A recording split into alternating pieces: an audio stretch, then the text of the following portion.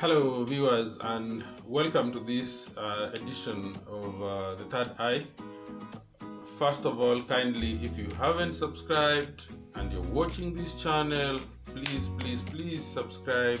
Thank you and welcome. Today, I want to talk about Professor George Wajakoya, the new sensation in the Kenyan politics. This guy has really changed the way politics in Kenya is done, the way people are viewing the policies and the promises made by the presidential candidates. The guy is really thinking outside the box. Talk of sale of marijuana, talk of sale of the hyena testicles, talk of the sale of snakes, and many more out of the box. This guy is really a sensation among the youth.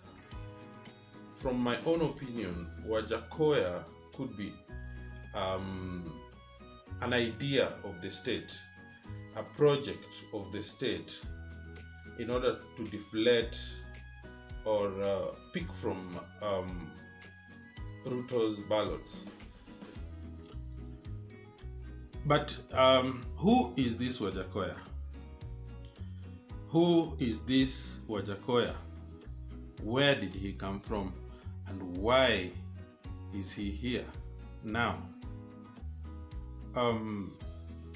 Wajakoya's full name is George Luchiri Wajakoya. Hallelujah from Mias. He was once a street boy. He has worked as a grave digger. He has worked as a police officer. He has worked as a spy. In fact, he's a former special branch of Kenya. He investigated the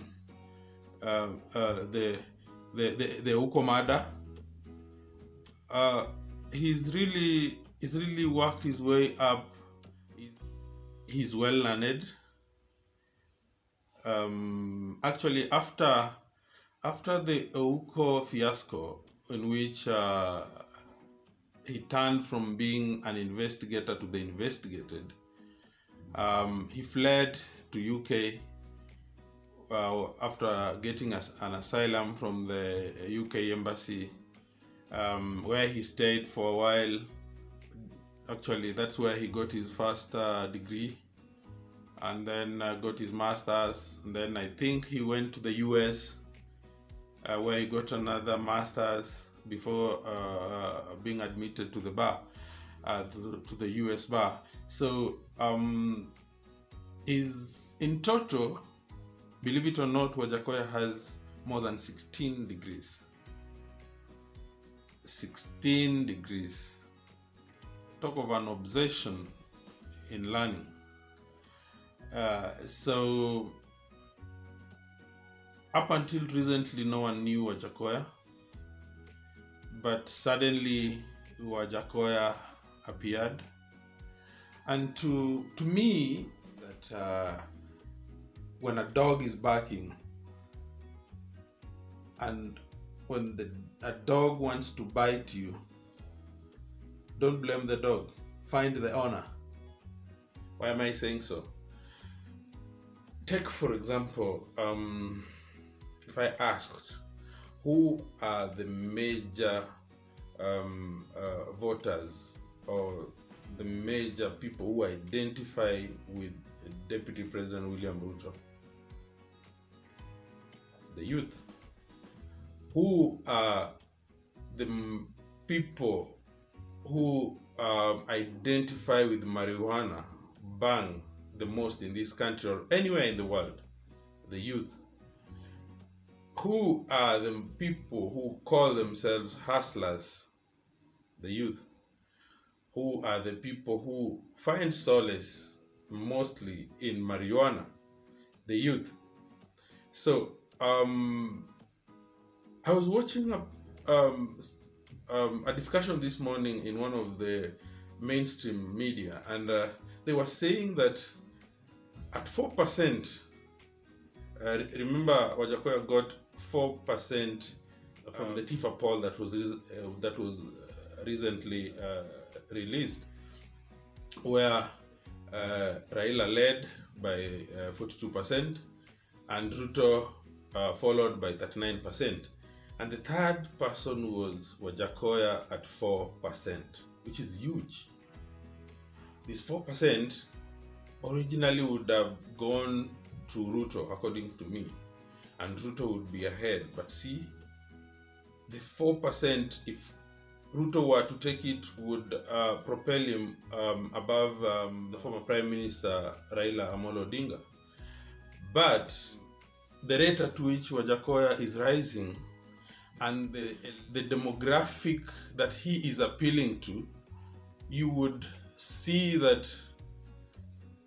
he is competing and eating into the electorates that were meant, or that Ruto is also targeting. And another thing that left me wondering is the day of the launching of the manifesto.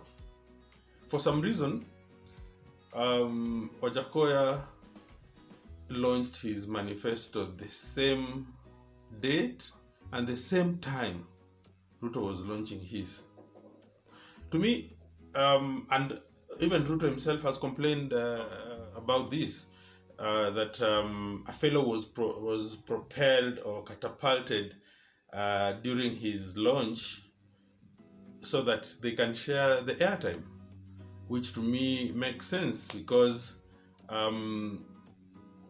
Ruto and Wajakoya are meant to compete for the same electorate, the same demographic of the Kenyan electorate.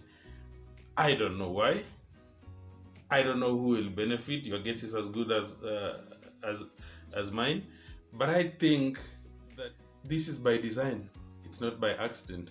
And that's why I think Wajakoya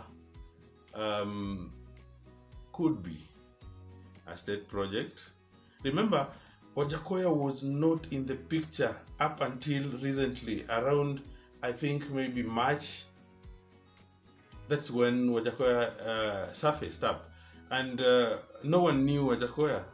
But right now, he's a household name. Why? Where is he getting all the campaign funding? I've not heard him give out a paybill number like I heard the other presidential candidate, Wahiga Mwaure, giving out.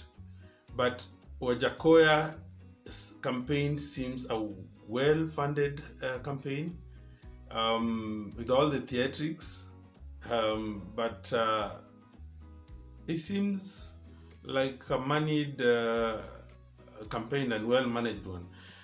And what confirmed my suspicion was the clip where, when he was meeting the IBC officials, he seemed to defend Raila Amolo Odinga. For me, that is what let the cat out, because in Kenyan politics, it's rare to find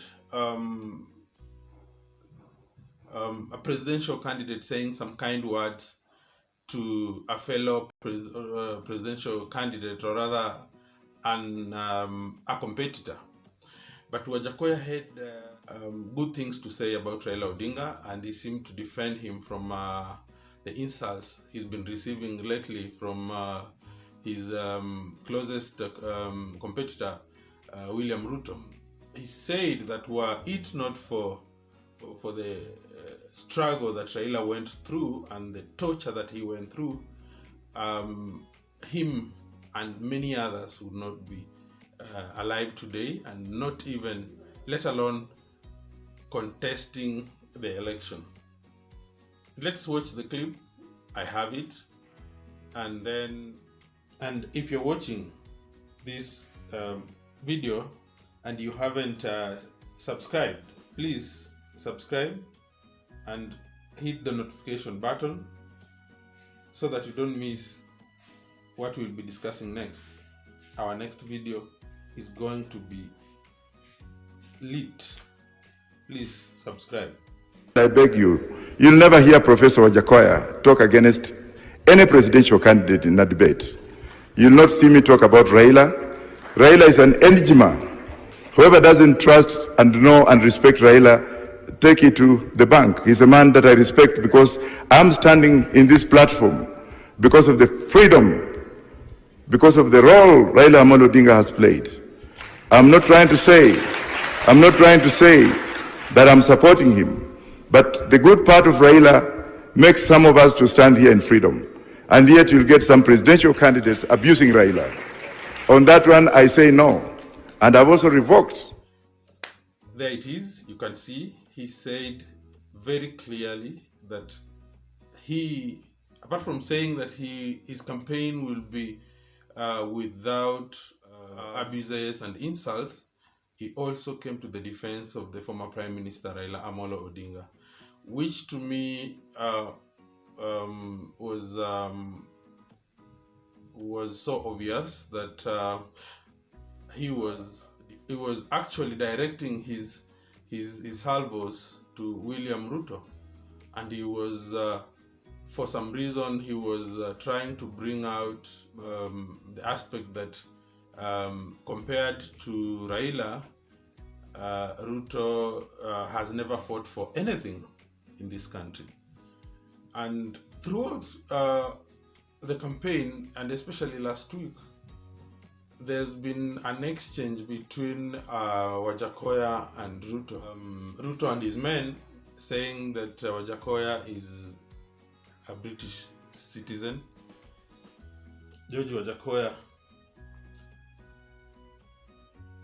at some point worked for the special branch. In fact, he was one of the topmost leaders of the police before joining that, which means probably he could have joined it on a senior rank, because he was